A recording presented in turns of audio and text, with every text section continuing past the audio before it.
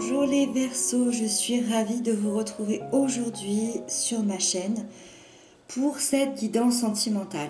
J'espère que vous allez bien, j'espère que vous êtes bien en forme. Alors dans cette guidance, on va aller voir votre énergie et l'énergie de votre partenaire. Le partenaire, je le rappelle, ça peut être votre mari, votre femme, votre amoureux, votre amoureuse, mais c'est aussi la personne à laquelle vous pensez, la personne que vous avez dans le cœur ou dans la tête. Voilà. N'hésitez pas à aller voir le signe de cette personne-là aussi que vous avez dans le cœur, le signe de la personne que vous aimez, pour croiser les informations. Et aussi votre signe ascendant, votre signe lunaire, ça vous donnera un complément d'informations. Donc on démarre tout de suite. Hop. Alors ici on aura l'énergie de la relation. En ce moment, on a ce que vous souhaitez, ce que le partenaire souhaite. Votre défi à dépasser, le défi du partenaire. Ce que vous allez mettre en place, ce que le partenaire va mettre en place et l'évolution dans les prochaines semaines. Waouh, waouh, waouh. Ok, ok. On a une, deux, trois arcanes majeures.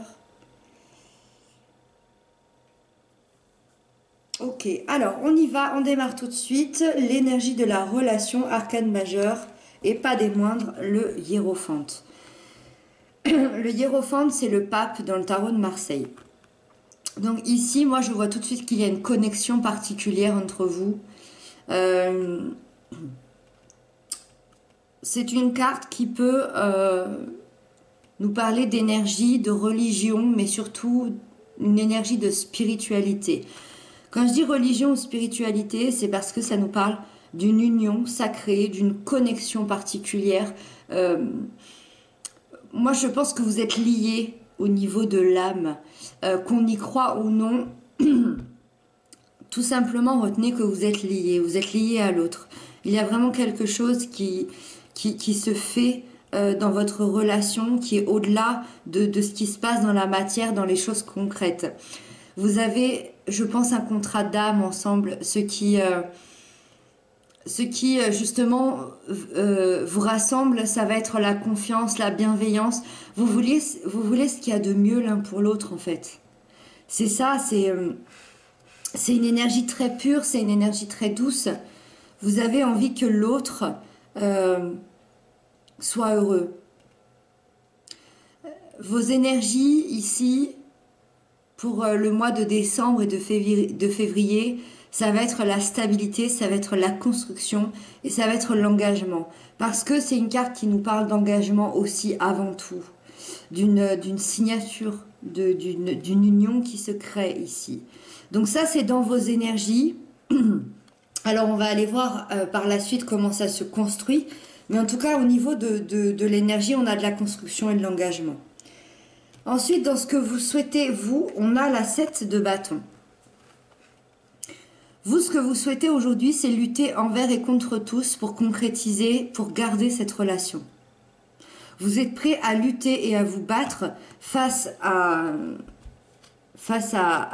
une situation, face à des personnes devant vous. Alors, vous devez peut-être vous affirmer et lutter face à des personnes tierces, une famille, des amis, l'entourage aussi du partenaire, c'est possible, ou peut-être une institution. Vous devez peut-être vous battre pour un divorce. Vous devez peut-être vous battre pour être ensemble, peut-être pour garder cet amour. En tout cas, il y a cette sensation de lutter soi-même face à d'autres personnes ou face à d'autres situations pour ce couple.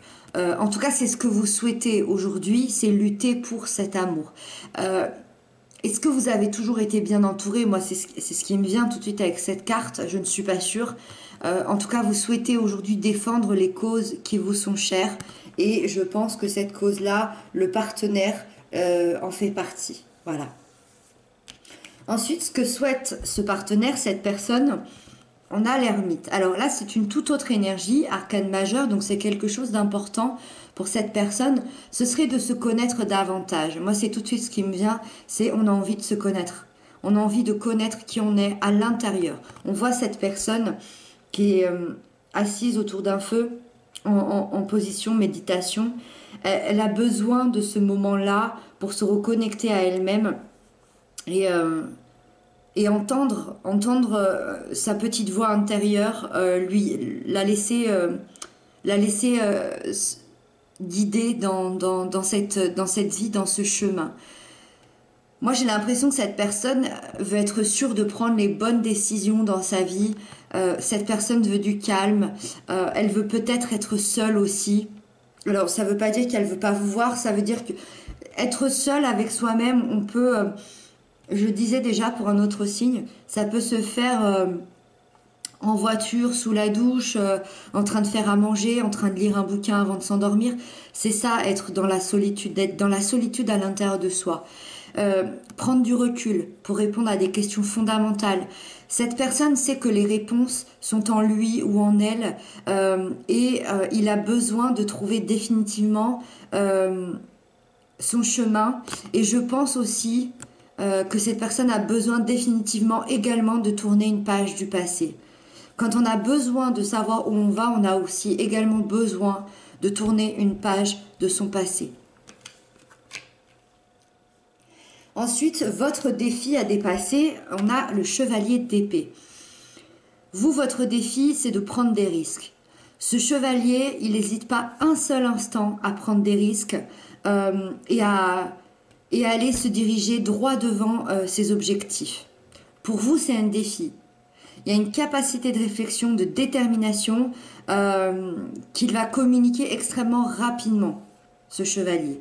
Donc n'hésitez plus un seul instant à dire ce que vous pensez, à dire ce que vous voulez aux gens, à ce partenaire, à vous-même aussi, que ce soit vos idées, que ce soit votre avenir, que ce soit votre amour, que ce soit votre travail, la façon dont vous voulez vivre. N'hésitez plus à dire ce que vous voulez. Et je retrouve cette idée ici de vous affirmer face à des personnes. Je retrouve vraiment ça. C'est un défi pour vous. Ça veut dire que vous n'avez peut-être pas cette habitude à dire ce que vous pensez. Ici, on vous conseille, en tout cas on vous donne ce challenge de prendre des risques. Prendre des risques pour vous, pour votre union, je ne sais pas. On a quand même une union extrêmement forte ici. Hein. Prenez des risques. Voilà. Ensuite, le défi du partenaire, c'est le 7 de coupe. Alors, encore une fois, une toute autre énergie pour le partenaire qui possiblement est plein de doutes, plein de réflexions, parce que son défi, ça va être de réfléchir à ce qu'il veut vraiment dans la vie. Est-ce que ce partenaire souhaite vraiment aller dans cette relation ? Est-ce que ça n'a rien à voir avec la relation et ça va être plutôt de savoir quel travail on a envie de faire dans sa vie, où il veut habiter, quelle relation amicale il veut autour de lui. Est-ce qu'il a des personnes positives? Est-ce qu'il a des personnes négatives? Est-ce qu'il veut fonder une famille? Est-ce qu'il veut se réunir dans une famille recomposée? Quelle passion il veut faire? Ça peut concerner tous les domaines. On a vraiment plein de choix qui s'offrent à nous ici et on est en période de réflexion. Quels sont ses rêves? Quelles sont ses envies? Quels sont ses désirs? Je choisis ce qui me fait vibrer ou je choisis la sécurité dans la vie? En bref, son défi, ça va être la réflexion, ça va être de se poser par rapport à tout ça. Émotionnellement, en tout cas, on a beaucoup de choses qui se passent à l'intérieur. Ensuite, ce que vous allez mettre en place, on a la reine de denier.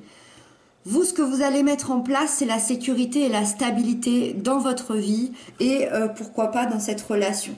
Vous mettez les gens que vous aimez à l'abri, vous vous mettez vous-même à l'abri, vous mettez cette relation aussi dans une sécurité.